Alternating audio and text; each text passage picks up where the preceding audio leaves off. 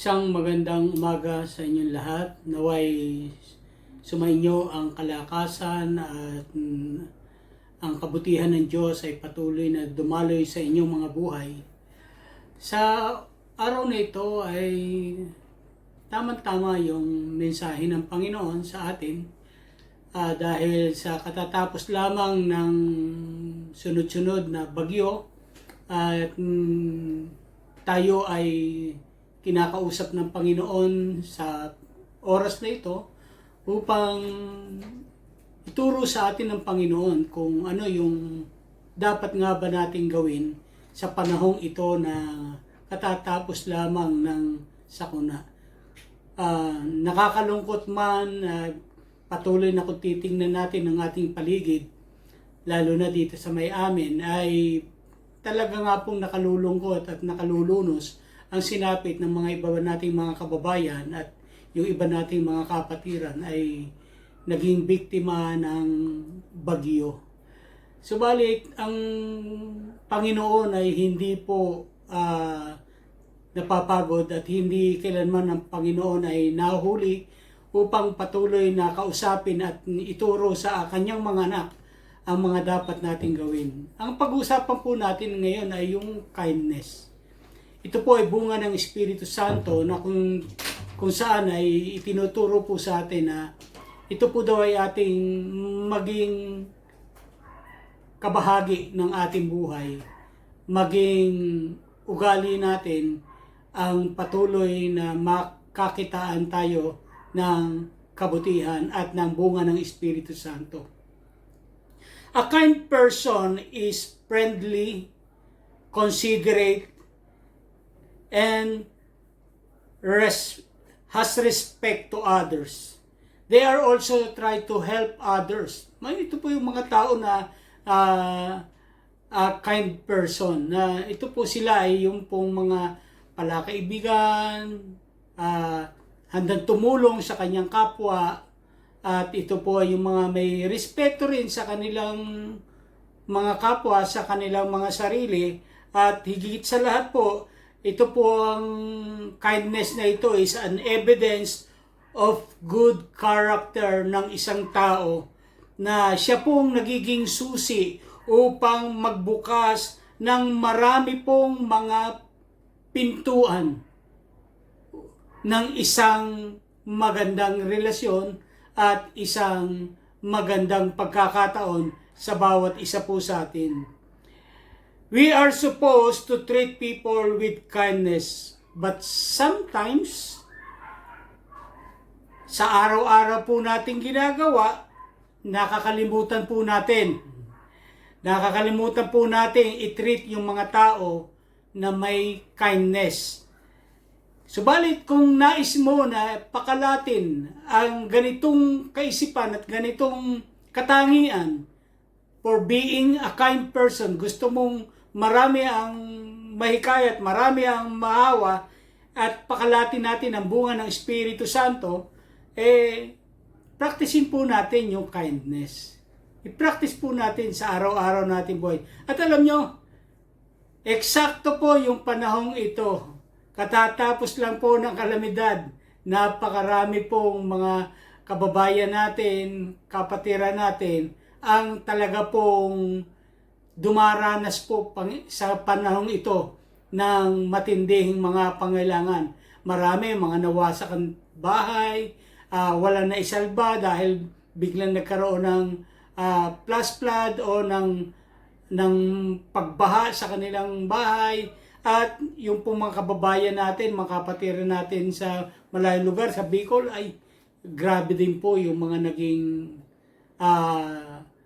resulta ng bagyo po doon. At hindi po pahuhuli ang mga taga Montalban dahil sa totoo lang po talaga nakaranas po kami dito ng matindi po. Malapit lamang po dito sa amin, 6 na bahay ang washed out at marami pong mga tahanan ang lubog. Ayun po sila naglalaba at yung nilalaba nila puro putik. Ngayon, kung gusto mong pakalatin, kung gusto mong i-exercise, kung gusto mong i-practice ang pagiging kind person, una, Be authentic. Be kind to others. Maging authentic ka, kakaiba. Sabi po sa Ephesians chapter 4, verse 32 ay ito. Be kind to one another, tender-hearted, gentle, forgiving one another as God in Christ forgave you. Ibig ko sabihin, kung gusto mong maging kakaiba yung pagiging kind person mo, ito po yung sinasabi sa atin ng Panginoon. Maging mabuti po tayo sa ating kapwa at patuloy po tayo maging gentleman tayo. I-considers po natin. Let us consider the feelings of others. Be considerate. At sabi po dito, para authentica, forgive one another as God forgive you in Christ Jesus. Second point is, use kindness. Use kindness, great power. Mayroon pong matinding kapangyarihan ang kindness. Ano po ito? Ito po yung Matthew chapter 5 verse 40 to 43. Sabi po dito, but I say to you who hear, love your enemies, do good to those who hate you, bless those who curse you, pray for those who abuse you. At sabi pa ho sa Proverbs 25:21, if your enemy is hungry, give him bread to eat, and if he is thirsty, give him water to drink. Dito po, gusto mo po yung kapangyarihan po ng kindness ay dito po makikita ito. Kapag sinunod po natin yung utos ng Panginoon, yung sinasabi ng Panginoong Jesucristo, na sinasabi po sa atin, pakinggan niyo itong mabuti.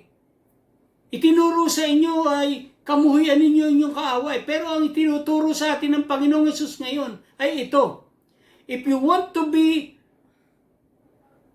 kind person at gusto mo may pakita yung kapangyarihan ng kindness, love your enemies.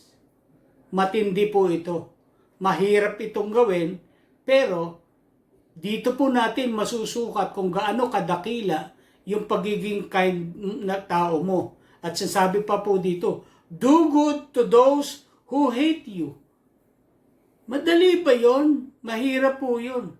Yung mga taong namumuhay, galit na galit sa iyo, at sabi pa sa atin gawan mo sila ng mabuti.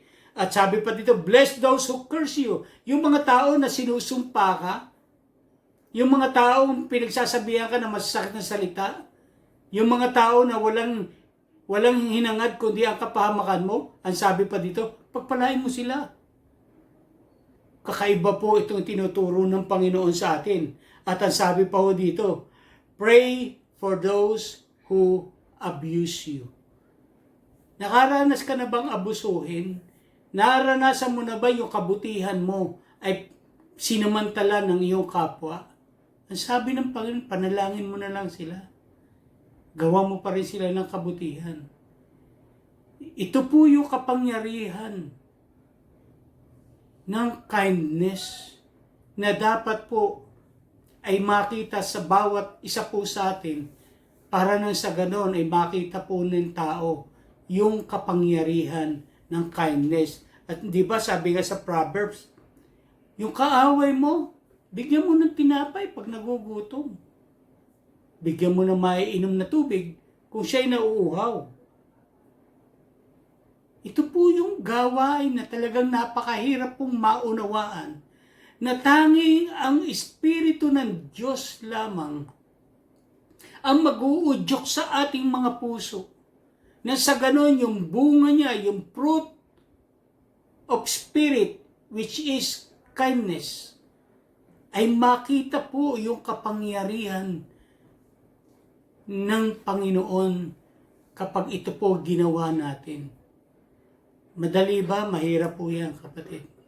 Pero, yan po yung kapangyarihan Yan yung matinding kapangyarihan ng salita ng Panginoon. Yan po yung matinding kapangyarihan ng itinuturo sa atin ng Panginoon. Ngayon, merong mga simpleng bagay na pwede nating i-practice para maipakita natin yung kindness. Sabi nga, try to practice kindness by Mole Proctor. Sabi po dito, una, use word to appreciate or to give affirmations. Nagagawa mo ba na ma-appreciate yung mga magaganda at mabubuting ginagawa ng iyong kapwa? Huwag na tayong lumayo sa ating pamilya, sa ating tahanan. Na-appreciate mo ba yung mga ginagawa ng iyong mga parents, ng iyong mga kapatid? Nagagawa mo ba i-appreciate yung kanilang mabubuting ginagawa? Or nabigyan mo ba sila ng words of affirmations dahil sa kanilang mga patuloy na ginagawa sa buhay at ikaw ay patuloy na humahanga? Alam ninyo, yung salitang please and thank you, matindi po ito. Simple words, pero makapangyarihan po. Kapag po nagsalita tayo, halimbawa, meron po tayong, halimbawa na lang sa isang restaurant, umorder ka ng pagkain. Pagkatapos kumuha ng pagkain, ano sinasabi mo? Maganda po pag o-order ka, merong please. Please. Or pag isinerve na, sabihin natin, thank you. It is a simple words, na pero malaking bagay po yon. Ito po ay yung pong please, nababago po nito yung tono ng isang request. When you request for something, kapag dinugtungan mo ng please, nababago po yung tono nito. Ito po yung nagiging napakaganda at ikaw ay nagiging courteous sa iba. Lalo na sa ibang tao o sa ibang napagsasabihan mo. You say thank you ay expressing gratitude and to appreciate the value na ini-effort ng iyong kapwa. Napakaganda po na matutunan din natin yung salitang thank you. Isa pang natatawa ako nung minsan po may bumati sa akin, sabi sa akin, bro, ang ganda ng jacket mo ah. Alam niyo, reaksyon ko, napangiti lang ako, parang hiyang-hiya ako. Pero alam niyo, ang maganda palang sagot doon, masabi mo, pag binati ka na in-appreciate nila yung suot mo, sasabihin mo lang, thank you. Thank you. Pag sinabihan ka na, oh, you are looking good. Thank you. Thank you very much. Alam niyo, yung salitang thank you, makapangyarihan eh. Makapangyarihan po yan. Yan po ay yung please and thank you, it makes someone's day. So, wag ka pong maging mahiya na magsabi ng please. Wag ka mahiya magsabi ng thank you. Yan po ay isang uri ng pagpapakita that you are a kind person. Second, be generous. Give a smile. Madamot ka ba magbigay ng ngiti? Nabibili ba ang ngiti mo? Sa lahat ho ng mga pangyayari, yung pong pagngiti ay nakakagaan po ng kalooban. Nakakahawa ng saya, ng galak. At probably, when you smile, tutugunin ka rin ng ngiti. Nagawa mo bang ngumiti sa iyong kapwa kahit hindi mo kilala? Nagtama ngiti ang paningin ninyo, nginitian mo siya. Isa friendly smile. At makita mo, ngumingiti rin siya. Maliba lang talaga maraming problema yung taong yon at merong pinagdadaanan, baka magtaka yun. Bakit ako nginingitian ito? Baka baliw ito ah. Bihira naman po yun.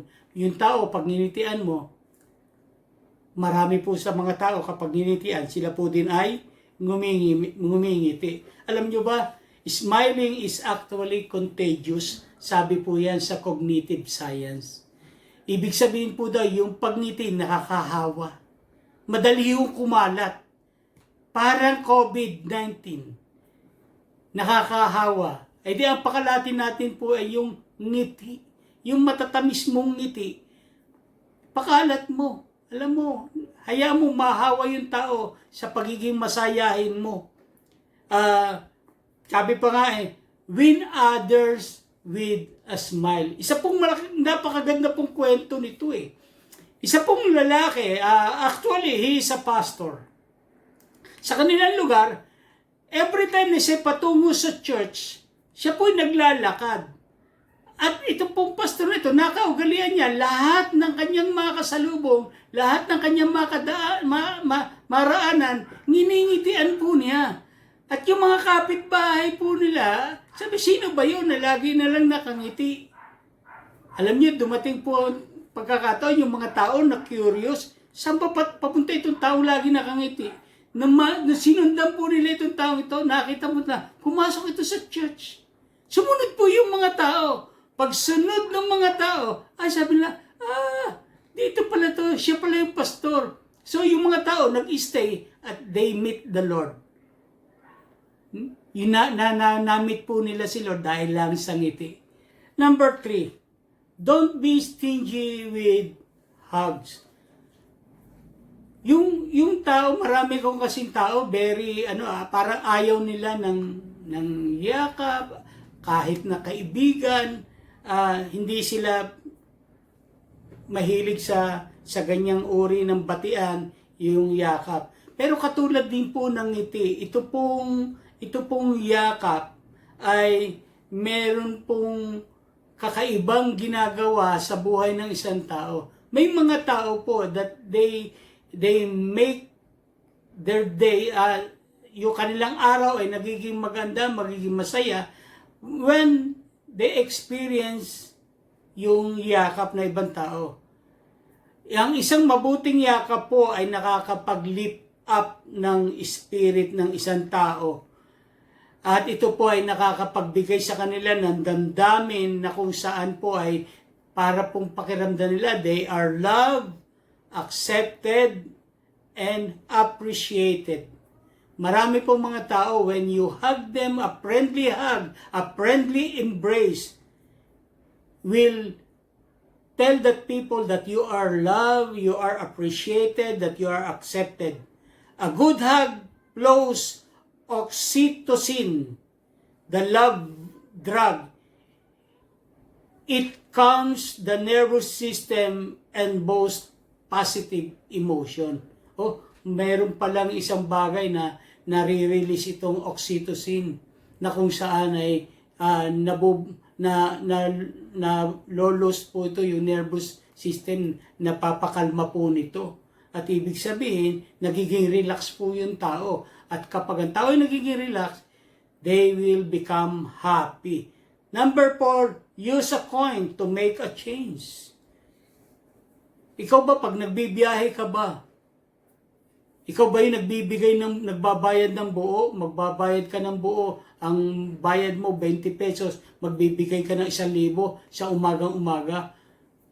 Alam niyo po, nakakainit ng ulo yon sa isang driver. So, it is better. If you want to practice kindness, please lang, gumamit ka ng barya para naman yung araw ng mga driver ay hindi po masira dahil mag-iisip sila ng kung saan sila magpapapalit. Number 5, pick up a phone or things or help someone even to a strangers. Nagawa mo ba bang sumagot ng telepono para sa iba? Nagawa mo bang may nakita kang isang tao na nalaglag yung kanyang mga gamit, nagsabog, nagawa mo ba tulungan siya? Be kind. Tulungan natin yung mga ganong mga senaryo. Lalo na sa bahay nga, di ba? Pag may something na tumatawag, sinasagot natin. Pag sabi, mama, may tumatawag po sa inyo. Alam niyo, mayroong magagaling sumagot siya sa telepono.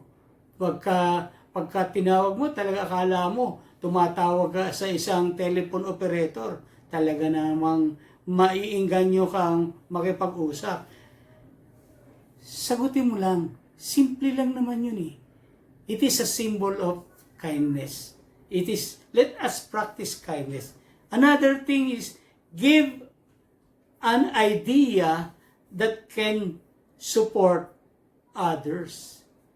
Minsan po yung mga tao, they need a great idea na minsan hinahanap nila yun eh. Minsan nagtatanong sila baka mamaya nagiging madamot ka sa pagbibigay ng idea sa kanya. No. Bigay mo para makatulong sa kanya. Yung motibo mo, makatulong sa kanya, masuportahan mo siya. Ganda nun. Nagawa mo ba yung, halimbawa, meron kang kaibigan. Ito po, sa amin, meron po kaming kaibigan, meron kaming kapatiran na talaga po, ako po, sarap nung spaghetti nila, sarap nung carbonara nila, sarap nung Bake Mac nila. Kaya kung gusto niyo po ng mga masasarap na spaghetti, Bake Mac, carbonara, text nyo lang po ako. At talagang masisiyahan po kayo. Let us promote others' source of income. Alam nyo, hindi naman tayo mapapahiya eh.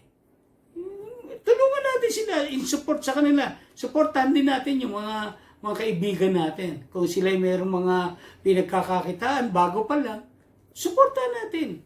7, give way to someone who is in a hurry. Ito po, naranasan ko po ito. Na ako po'y nagmamadali talaga. Nagmamadali po ako. Pero talaga po, ang hirap po pag ikaw yung parang ayaw kang paunahin.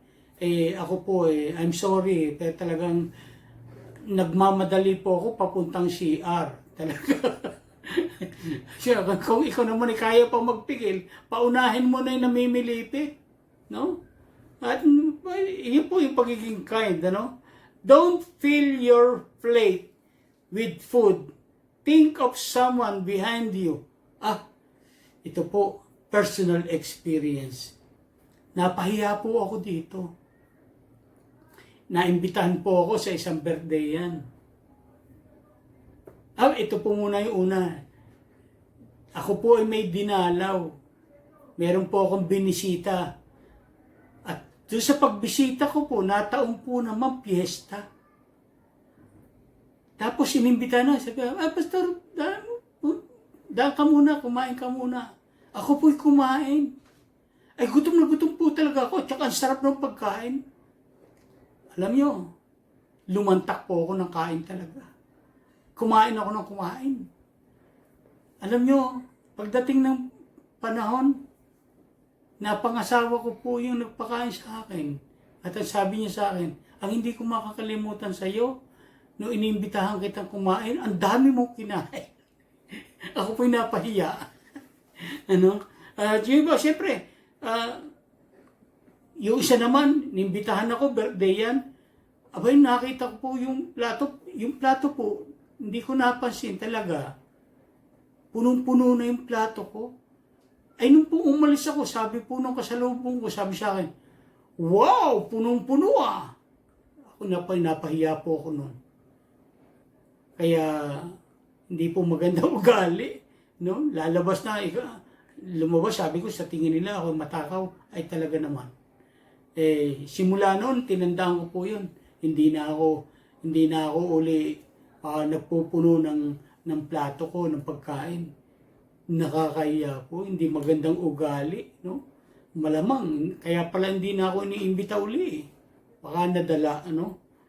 Sabi pa ko dito, huwag magpakabusog at magbalot, lalo na kung ikaw ay inimbitahan lang at ikaw ay nasa ibang lugar, sa hindi mo bahay. Inimbitahan ka lang o nasa ibang bahay ka, ay talaga namang usli na ang puso, ikaw ay tuloy-tuloy pa rin sa pagkain.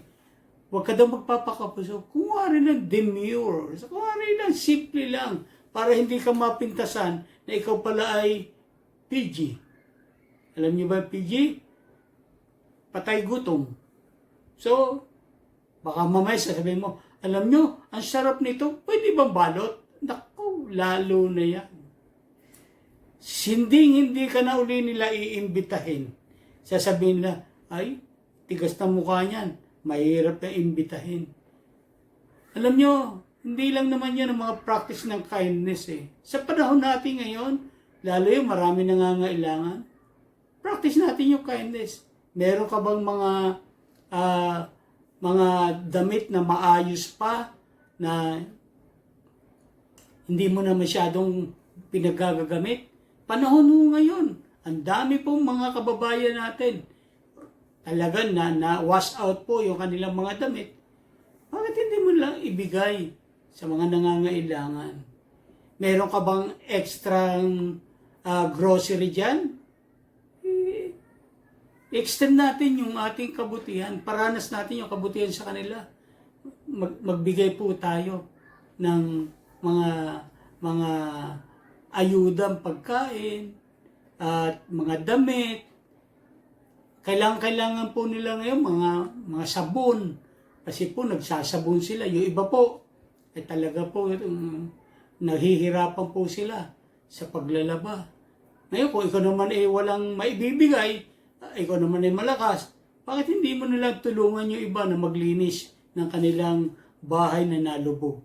Alam mo yun, isa po rin pagpapakita ng kindness yung mga bagay na yun. Wala kang maibibigay na pera, wala kang maibibigay na grocery, wala kang maibibigay na damit, pero kaya mo naman tumulong sa kanya maglinis ng bahay nilang lumubog sa putik. It is kindness. It is kindness. Marami pong paraan para tayo po may pakita natin yung pagiging mabuti sa ating kapwa. Sabi nga po, kindness does not require a grand gesture. Little things can make a big difference, even a good manners and conduct. With a little creativity, the possibilities are endless. Hindi mo kinakailangan talaga na maipakita yung pagiging mabuti, that you are a kind person, sa pamagitan ng malalaking gawain. Pwede rin naman yun. Kanya lang, hindi kinakailangan laging magarbo yung gesture mo. Hindi kinakailangan na namimigay ka ng sobra-sobra. Kung kaya mo, okay lang. Pero kung wala talaga, hindi naman kinakailangan talaga malaking-malaki yung maibibigay mo. Sapat na yung maipakita mo sa kanila yung that you care for someone, that you considers their feelings. Na may consider mo man lang na ang hirap ng ikaw ay naging biktima ng kalamidad. Na kung saan talaga yung nararanasan mo na magdamag kang basa dahil sa ulan, wala ka na isalbang damit, at nawawala pa yung mga mahal mo sa buhay, hindi mo malaman kung nasaan. Yung pagkup-kup lang. Ako sa kalwalatian po ng Panginoon, itong kararating lang ng bagyo, ay dito po sa bahay talaga, for God's glory, hindi ko po ito pinagyayabang sa inyo. Nagluto po dito sa bahay, goto. Yung tinatawag na macaroni. Tapos goto uli. Tsaka yung sinangag.